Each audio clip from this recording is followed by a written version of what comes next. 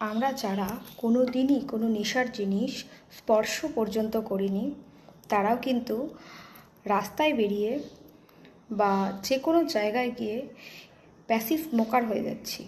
মানে active স্মোকাররা smoke করছে, তাদের পাপের ফলটা আমরা ভুগছি। আর অ্যাক্টিভ স্মোকারদের থেকে প্যাসিভ স্মোকাররা কিন্তু বেশি হার্মফুল হয়। তো রাস্তাঘাটে রেল গেটে দাঁড়িয়ে আছি, কেউ স্মোক করছে, পেছন থেকে ধোঁয়াটা আসছে, সেটা কিন্তু আমরা গ্রহণ করছি এবং এর ফলে আমাদের শরীরের যে ক্ষতি হচ্ছে তার ফলেই কিন্তু অনেক মানুষ নেশা ভান না করে হেলদি লাইফস্টাইল লিড করেও কিন্তু কঠিন কঠিন মারণ রোগের শিকার হচ্ছে।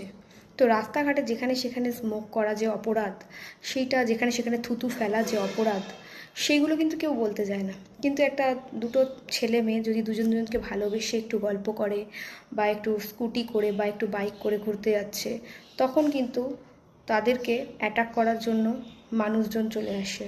তারা যদি দুদণ্ড দাঁড়িয়ে একটু হাসি মজাক করে, একটু গল্প করে, চারপাশে অনেক লোক জড়ো হয়ে যায়।